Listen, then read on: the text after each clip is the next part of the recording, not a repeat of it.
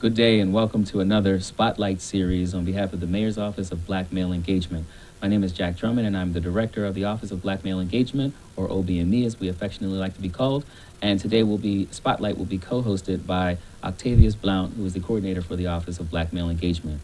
We're very excited for this particular spotlight, and a spotlight is where we highlight the contributions of melanin-enriched men around the city in terms of what they do and what they do for this particular demographic. Today, our spotlight is about education, and we're going to have Octavius open it up and introduce our guest. Okay, so Vincent Cobb, among all the things that you do, if you could tell me a little bit about yourself, like what would your friends say about you? I think my friends would definitely say I'm ambitious, right? Passionate about, I'm a mission to give back, serve, uplift Black and Brown communities that have historically been underserved, and really making sure they have voice and agency, especially as it relates to city politics, what's going on in our education system, and their own general well-being and welfare in their communities. Okay. All right. So with that said, that sounds like it's a good lead into what you do. So tell us a little bit about what you do, about the organization that you represent, and some things that are going on here and beyond the city of Philadelphia. Sure. I serve as the CEO of the Fellowship, Black Male Educators for Social Justice, and our work is to bring more positive Black male role models into classrooms as teachers. Nationally, Black men make up 2% of the U.S. teacher workforce. Here in Philadelphia, it's just about 5%. And so that severe underrepresentation has implications on the academic success of our children, namely Black boys and young men in public schools throughout the city. And so there's growing research out there that shows Black boys and young men are 39% more likely to be invested in their education, go to college when they've been impacted by a highly effective Black male educator. And so I was personally impacted by a Black male educator that changed my trajectory when I was in 7th grade. And so I am very inspired by this work, as our mission metric is to add 1,000 Black male educators to Philadelphia public schools by the year 2025. Got it. So you talked a little bit about impact on this particular demographic.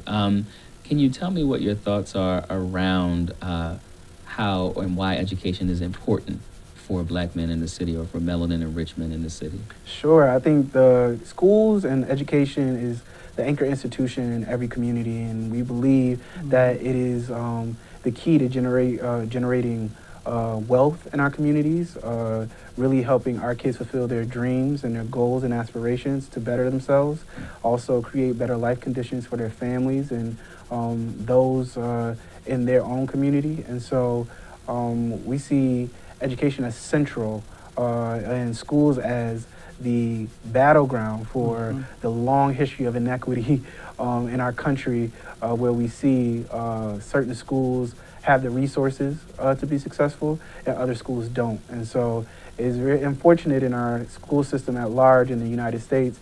It's a have and have not system. And so it is organizations like ours that try to corral the resources and the supports and even the representation that's necessary in the classroom for our Black boys and young men to feel valued and wanting to become what they see. You can't be what you can't see. And so more positive Black male role models and influences in education, where kids spend the majority of their day, is extremely important into the trajectory of our overall communities here in Philadelphia. Before Octavius ends us out by asking you about your wisdom, could you just tell us why, and engage our audience perhaps, as to why Black men in particular aren't really as attracted to the education field? Why is there this intense push? You talked about why there's an intense push to get Black men in the classroom because of representation, that sort of thing, but why aren't Black men attracted to education, especially the K-12 world in particular? Sure.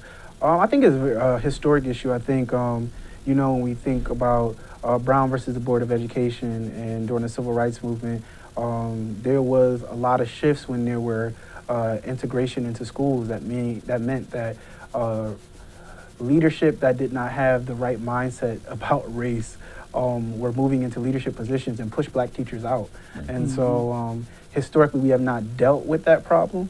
And so now we see the low representation and why it has an impact in schools, and men don't see themselves as a part of education or really attracted to it is because historically we have been the ones shut out of it. So when we look at black boys, high disciplinary rates, expulsion, low attendance, largely because too the profession has been feminized, right? So it's a predominantly white female profession. I mean, the research bears that out and shows it. And so when boys and black boys and young men don't see themselves as a part of that system or one that's welcoming, they try to find other places where they feel supported. And sometimes those lead to choices that are not so great, and sometimes they redirect their energies in places that will propel them to be where they want to be by connecting with the positive influences and mentors in their own community. And so there has not been a real space for black boys and young men really called out. And so we hope to create that space through the work that we do every day. Right, hence why we're so grateful for your organization. Okay, now as we end, I would just like to ask for, I know Jack said piece of wisdom.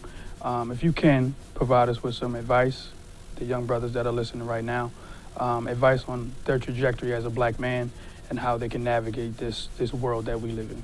Sure.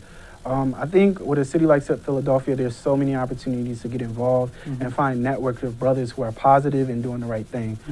That is going to be key to success, because that is what inspires us as a community of black men, is that we see others really pursuing their dreams and passion and doing something constructive. We think that the lack of sometimes role models that we find ourselves in can lead us down pathways that we don't intend, and sometimes we get caught up in the wrong crowds. But we hope that through organizations like ours, we have our annual National Black Male Educators Convening that is coming up October 12th to the 14th. It is open to high school students, college students, folks who are looking to get into education, black men, and also current black male teachers. And not just only black males, but also everyone who believes in teacher equity and inclusion and believe that we should have more positive influences in our classroom. And so that is a place to start. So you can join us down there. We have a lot of great speakers coming. Dr.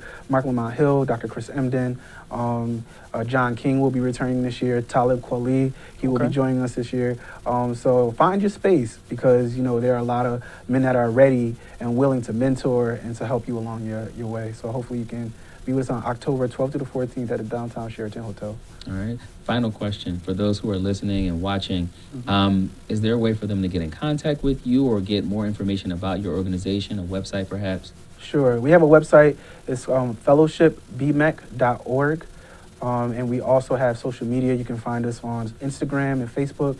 If you type in Fellowship BMEC or Black Male Educators, you can also find some of our work on YouTube. If you type in Fellowship Black Male Educators with our suit up, show up stuff that we just did throughout the city, 13 sites where we were greeting students on the first day of school.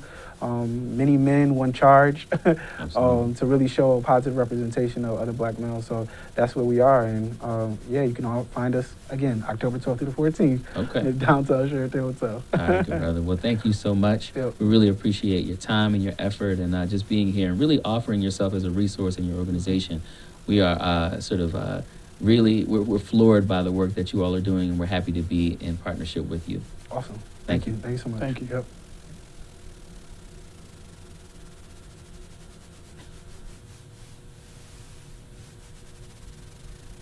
They really fight them.